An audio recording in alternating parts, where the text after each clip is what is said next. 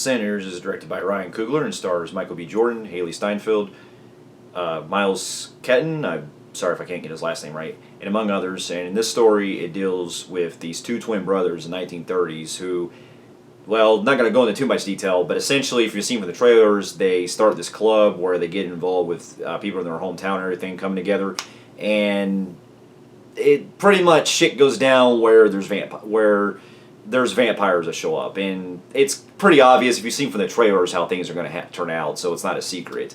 Uh, but it pretty much becomes a mixture of From Dusk Till Dawn meets Idlewild, but I mean that in a good way. And I gotta tell you, this was actually one of the films I was actually really the most hyped for, to get into some backstory. It really got me really interested to see what they're going to do with more vampire movies coming out, because within the last few years alone, we've been seeing pretty much a comeback that's been happening with a lot of ones that have come out, whether it's Renfield from a couple years ago, which I enjoyed, and then you also had Abigail last year, which I loved. Then you also had the big one, Nosferatu, which came out, which, even though there's aspects of the original I still also like, but I prefer in some ways. But I still loved the new adaptation of Nosferatu, and also I dug the Last Voyage of Demeter, even though there's some things they could have explored better with. But I enjoy that we're seeing a lot more R-rated vampire movies coming back over the last few years. And so going to this one, with it being from the director of Black Panther and Creed and all that with Ryan Coogler, I couldn't be more hyped, because I did really enjoy Creed, and I really enjoyed I did enjoy Black Panther and also Wakanda Forever, despite some issues that both of those movies had that held them back from being great. But I do admire the guy as a director, and I was actually curious to see what he was doing as an original project, being that this was something that was outside of his outside of franchise and everything, and so after upon seeing the film, I couldn't be more blown away by this. Like, I was so mesmerized by how great this movie was, and I saw this at IMAX, so. With this also being shot on film on IMAX cameras and stuff, it was really, you could definitely see the scale this movie brings, because it was everything I really wanted it to be, not only as a good vampire film, but also it touches an emotional story too with that in some ways, because to get my pros out of the way, I thought the cast in this were all phenomenal. Michael B. Jordan, I've really enjoyed as an actor, and it's really great to see him play in two roles like this. And this seems like a year that we've been seeing with like double roles from the same studio, because earlier this year we also got Mickey 17. So that's the second time now I've seen where an actor pretty much they use CGI to use a twin version of themselves,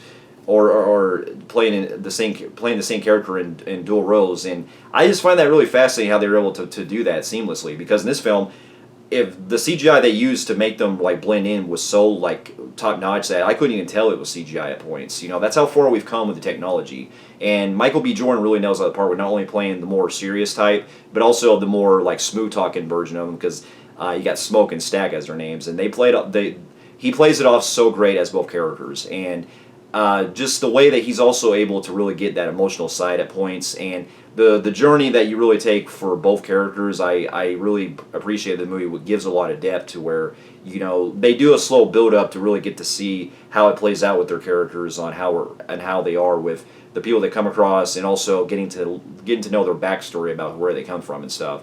And I just really got into it, especially with some of the smart ass the remarks that Stax is doing when he's going around trying to convince people to go to the club and everything, and just a lot of his wits and a lot of his charm just really pulls it off great. And then when he's playing the other side of him, where he's the more straight-laced and more serious type, he really goes for it, and just shows how much of a capable actor he is, and a lot of it really works in the action scenes too in that regard. So he was tremendous. Then also Haley Steinfeld, it's great to see her as always. I've always really enjoyed her as an actress, especially.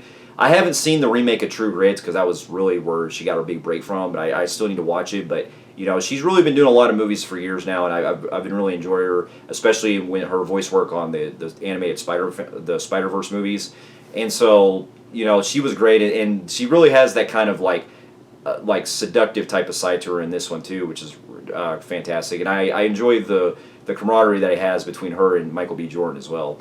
And so that was great. But also the biggest standout for me the most is definitely Miles Keaton. who plays the young kid Sammy in this, the little young cousin of the two brothers, and he really not only pulled her off as in his first movie, but I really enjoy the way that they give him a good character arc where he's basically trying to become a musician and stuff. And one of the other biggest scene stealers I got to really enjoy is Delroy Lindo. You know, I've always enjoyed that guy as an actor and seen him in a lot of other stuff. And here, I'm glad we get to see more of him these days, because he was not only really fun to watch, especially playing as this kind of like washed up this musician that's been around for a while, and he's been trying to get by and stuff, and he ends up getting to go to play piano and things like that, and play at the jukebox at the club, and just his delivery and the way that he plays it off just so smooth. It's just such a fun blast to see him everything that I've seen him in. Like just his remarks and a lot of his witty banter that's with all the characters and with everyone around him and stuff. It's just always great to see. And I love the way that it blends a whole grade of stuff with the blues, because I really enjoy blues a lot myself, and hearing the kind of mood, something like that in a movie like this, especially in that time period, it really captures the really feel and the charm of what we see with that music during that period, and it pretty much in a way becomes a musical in some regards, because there's sections where characters are pretty much like jamming and playing guitar and stuff, and they're also dancing a lot of that, and it almost, you could say that this was like a long music video that Coogler was trying to go for, and basically split up into make it into a longer film, because there's a point, and those are the scenes where the IMAX cameras really blend well, especially where it's all upbeat. And not going to go into detail, but there's actually a point that actually, on a metaphorical level, it really works into the context of the story of how it plays out, where there's a musical sequence that's happening, and essentially you start to see some stuff that may seem out of place, but in context I feel like it works. And I really do love the way that this movie captures the 30s look with the clothes, the cars, the setting, and the really dark and gritty cinematography that the movie captures, especially in the nighttime scenes. And I really got to appreciate the brutality of how you're seeing the vampires, like all the blood sucking, the stuff where you're seeing blood squirting and all that. And just the stakes get more higher and higher, as there's also some other stuff that we reveal later on that comes into play, where you're just thinking like, man, how's all this going to take out? Because it also shows that the characters themselves they have flaws in their own regards, because even though we're still seeing how it plays out with Stax and Smoke, we do also see that they have vulnerability to their characters, because there's some stuff that they really add on to it that shows that they have their own flaws. That comes into play later on, that I really enjoyed how the movie fleshes them out.